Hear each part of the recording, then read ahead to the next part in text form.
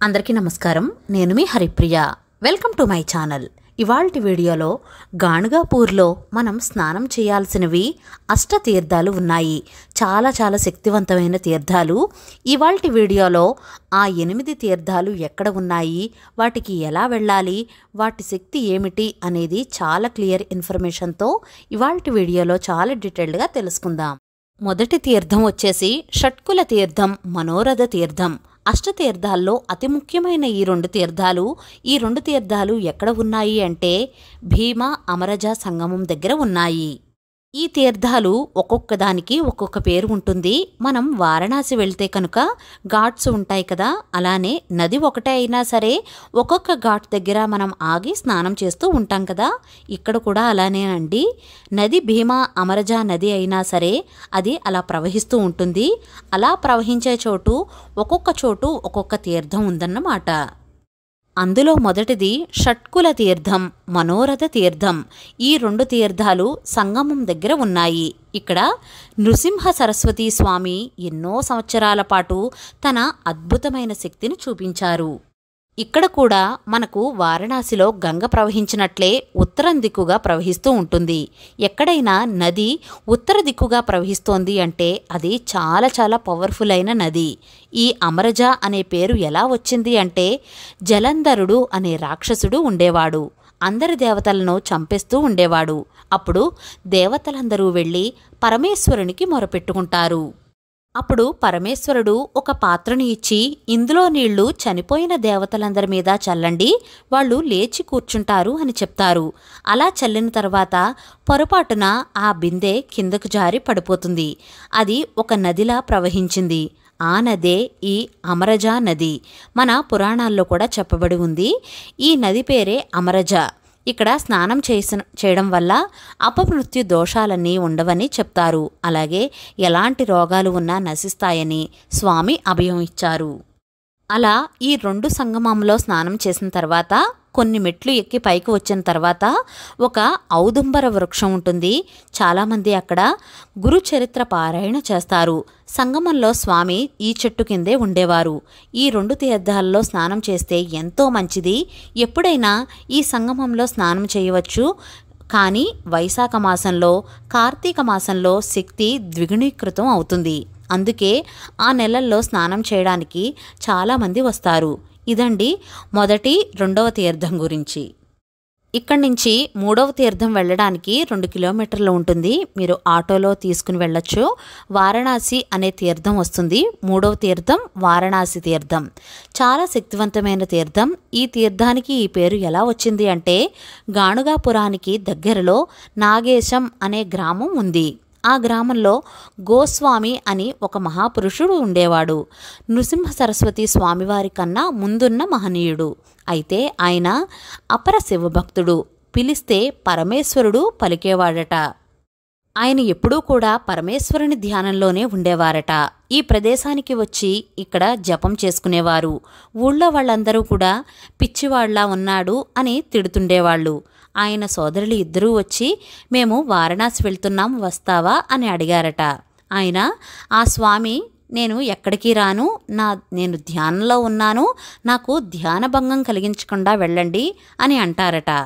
వారణాసి వెళ్తానంటే వద్దంటావా, పిచ్చివాడా, నీకు పిచ్చా అని సోదరులిద్దరూ కూడా మందలిస్తారట. ఈ ప్రదేశం కంటే వారణాసి ఏముంది, ఈ తీర్థం కన్నా గంగ ఏముంది అని, ఇవి ఎంతో పవిత్రమైనవి అని అంటే వాళ్లకు కోపం వచ్చి, అలా మాట్లాడుతున్నావు ఏమిటి, అయితే ఇది వారణాసి అయితే విశ్వేశ్వరుణ్ణి చూపించు అని అంటారట. అప్పుడు ఆయన నిలబడి ఆకాశం వైపు చూస్తూ పరమేశ్వరుణ్ణి నీ దర్శన భాగ్యాన్ని కలిగించు అని ప్రార్థిస్తారట.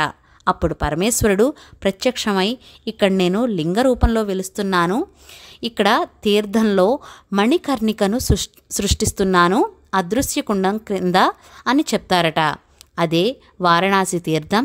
అది మణికర్ణికతో సమానం. అక్కడ ఉన్న మందిరం సాక్షాత్ విశ్వనాథునితో సమానం. తెలిసింది కదండి. 3వ తీర్థంలో స్నానం అయిన తర్వాత 4వ తీర్థమైన పాప వినాశన తీర్థంకు చేరుకోవాలి. ఇది కూడా ఆటో ద్వారా చేరుకోవాలి. ఈ తీర్థంలో భక్తితో స్నానం చేస్తే దత్తాత్రేయ స్వామివారిని స్మరిస్తూ స్నానం చేస్తే కనుక మనం తెలిసి తెలియక చేసిన పాపాలు అన్నీ కూడా తొలగిపోతాయి. దీని గురించి కూడా ఒక అద్భుతం చెప్తానండి. ఒకసారి నృసింహ సరస్వతి స్వామివారు సన్యాసం తీసుకోకముందు పూర్వాశ్రమ సమయంలో రత్నాబాయి అనే చెల్లి ఉండేది.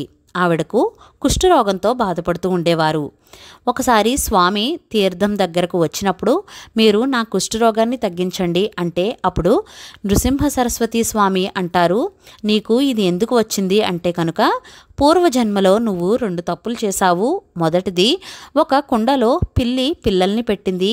ఆ పిల్లి బయటకు వెళ్ళినప్పుడు నువ్వు చూసుకోకుండా కుండ నిండా నీళ్లు పోసి ఆ నీళ్లు కాయడం కోసం కింద మంట పెట్టావు అని చెప్పారు. ఆ 5 పిల్లి పిల్లలు కూడా హింస అనుభవిస్తూ చనిపోయాయి. మరి పిల్లిని హత్య చేయడం మహాపాతకం కదా. ఆ శిక్షను నువ్వు కుష్ఠరోగంగా అనుభవిస్తున్నావు. అలాగే పూర్వజన్మలో దంపతుల మధ్య గొడవలు పెట్టావు. గొడవలు పెట్టి చాలా సంతోషపడ్డావు. దానివల్ల నీకు ఈ రోగం వచ్చింది. ఇలాంటి తప్పులు మనం మరెన్నో చేస్తూ ఉంటాం కదా.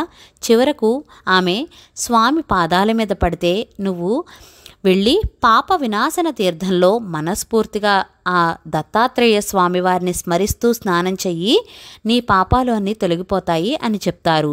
అప్పుడు ఆవిడ స్నానం చేశాక కుష్ఠరోగం పోతుంది. ఆ తర్వాత ఆవిడ జీవితాంతం ఒక ఆశ్రమం కట్టుకుని ఉండిపోయారు. ఎక్కడైతే ఈ ఆశ్రమం ఉందో అక్కడే ఇప్పుడు ఒక చిన్న శివాలయం ఉంది. అది 4వ తీర్థమైన పాప వినాశన తీర్థం దగ్గర. ఈ పాపనాశన తీర్థం నుంచి కొంచెం ముందుకు వెళ్తే ఆటోలో కోటి తీర్థం వస్తుంది. ఇది 5వ పవిత్రమైన తీర్థం, కోటి తీర్థం. జంబూద్వీపంలో మొత్తం పవిత్రమైన తీర్థాలు కొన్ని వేలు ఉన్నాయి కదా. అన్ని తీర్థాలకు వెళ్ళి స్నానం చేయాలంటే సాధ్యం కాదు కదా. అలాంటి అన్ని తీర్థాల్లో ఒకే చోట స్నానం చేయాలి అంటే అవి అలాంటివి 2 ఉన్నాయి. అవేమిటంటే తిరుమల కొండ మీద స్వామివారి దగ్గర ఉన్న పుష్కరిణి. ఆ పుష్కరిణిలో అన్ని తీర్థాలు వచ్చి సంవత్సరానికి ఒకసారి ఒక రోజున కలుస్తాయి.